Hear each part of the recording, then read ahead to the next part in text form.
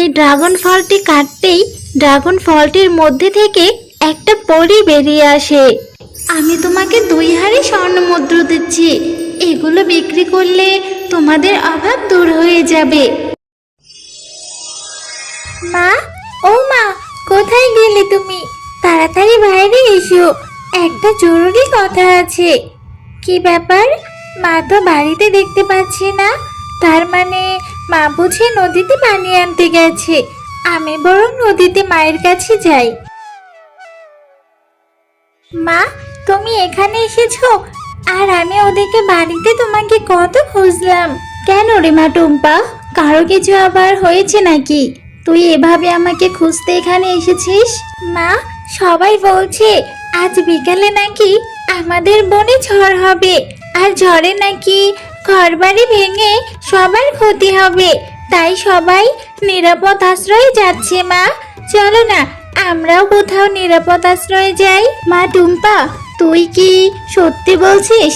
তাহলে আমাদেরও তো একটা নিরাপদ আশ্রয় খুঁজতে হবে। চল মা, আমরা বরং তাড়াতাড়ি বাড়ি গিয়ে সবটা গুছিয়ে নেই। পাশের বনে গিয়ে দেখি কোথাও কোনো আশ্রয় পাওয়া যায় কিনা। এরপর টুম্পা ও টুম্পার মা পাশের বনে আশ্রয় খোঁজার জন্য বেরিয়ে পড়ে। বাঘিনী ভাবি বাড়িতে আছেন? অনেক বিপদে পড়ে এই বনে আপনার কাছে এসেছি, একটু বাহিরে আসুন ভাবি। আরে শিয়ালিনী যে, তা কি হয়েছে? এই অসময় আমার বাড়িতে এসে এত ডাকাডাকি করছো কেন? ভাবি, বড্ড বিপদে পড়ে আপনার এখানে এসেছি একটা আশ্রয়ের জন্য। ভাবি, আজ বিকেলে আমাদের বনে নাকি ঝড় বৃষ্টি হবে, আর সেই ঝড়ে নাকি অনেক ঘরবাড়ি ভেঙে নিয়ে যাবে।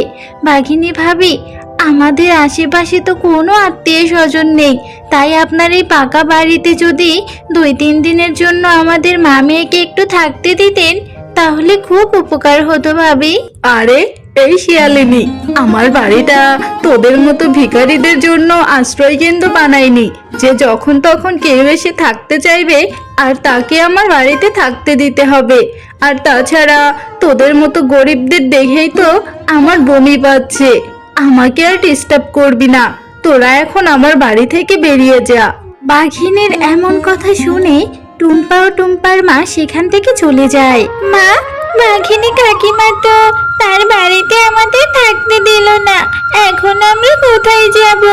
আর আমাদের বনে থাকলে তো আমরা ঝড়ের কারণে মরেই যাব। মা, এইসব অলক্ষণে কথা বলতে নেই রে মা। সৃষ্টিকর্তা সাথে থাকলে আমাদের কিছুই হবে না। মা, চল এখন আমরা আমাদের বাড়িতেই ফিরে যাই। এরপর তারা মা মেয়ে তাদের বাড়িতে ফিরে যায়। আর সেদিন বিকাল থেকেই প্রচুর ঝড় বৃষ্টি শুরু হয়ে যায়। মা টুম্পা, দেখ ধীরে ধীরে বৃষ্টি পড়ছে। এমন বৃষ্টি পড়লে আমাদের ঘর ভেঙে যাবে না রে মা, আবার উড়েও যাবে না। তুমি ঠিক বলেছ মা, সৃষ্টিকর্তা সহায় থাকলে আমাদের কিছুই হবে না। মা টুম্পা, বৃষ্টি থেমে আকাশ পরিষ্কার হয়ে গেছে রে মা, তুই বাড়িতেই থাক। আমি বনে গিয়ে দেখি কোনো ফল পাই কিনা। ফল পেলে তোর জন্য ফল নিয়ে আসবো। আমিও তোমার সাথে যাব মা, একা একা থাকতে আমার বড্ড ভয় করে। আর তাছাড়া এই বনে সবাই তো এই বন ছেড়ে চলে গেছে, আমি কার সাথে খেলা করব? আমাকে বরং তুমি তোমার সাথে নিয়ে যাও মা। আচ্ছা ঠিক আছে, তোর একা একা থাকতে হবে না, তুই বরং আমার সাথেই চল। মা, তুমি অনেক ভালো, আমার সোনা মা। আমাকে সাথে করে নিয়ে গেলে আমরা অনেক ফল নিয়ে আসতে পারবো। মা, দেখো না, এ কি কাণ্ড! ওই গাছটাতে গোলাপি রঙের একটা ফল ধরে আছে। ওই ফলটা আমাকে পেড়ে দাও না মা। ওই ফলটা দেখতে কি সুন্দর, খেতেও নিশ্চয়ই অনেক সুস্বাদু হবে। এ কি, লেবু গাছে ড্রাগন ফল ধরে আছে কেন? সৃষ্টিকর্তার কি ইচ্ছে! দেখ, এই ফলের নাম ড্রাগন রে মা। দাঁড়া, তোকে আমি এক্ষুনি ফলটা পেড়ে দিচ্ছি। মা, ড্রাগন ফলটা খেতে বুঝি ভারী মজা। মা, তুমি আর দেরি করো না, তাহলে গাছটি থেকে আমাকে ড্রাগন ফলটা এখনই পেড়ে দাও। এরপর শেফা সেই ড্রাগন ফলটি পেড়ে নেয়। মা, আমি এই ড্রাগন ফলটা খেতে থাকি আর তুমি কিছু ফল পেড়ে নিয়ে আসো, কেমন? এই ফলটা দেখে আমার খুব খেতে ইচ্ছে করছে।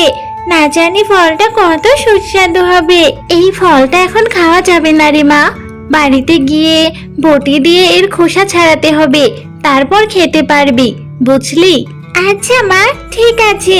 এই ফলটা তাহলে আমি বাড়িতে গিয়েই খাবো। ওর তারা মা মেয়ে কিছু ফল নিয়ে বাড়িতে চলে আসে। মা, এবার আমাকে ড্রাগন ফলটা কেটে দাও, আমি এই ফলটা খাবো। এরপর টুম্পার মা সেই ড্রাগন ফলটি কাটতেই ড্রাগন ফলটির মধ্যে থেকে একটা পরী বেরিয়ে আসে।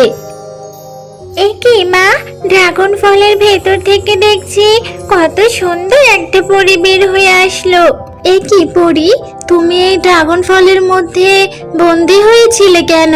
আমি তোমাদের সবকিছু খুলে বলছি, শোনো তাহলে। প্রসূদের রাজ্য কত সুন্দর, আমি এর আগে এমন রাজ্য দেখিনি। আজ আমি এই পুরো রাজ্য ঘুরে দেখব, তারপর আমার রাজ্যে ফিরে যাব।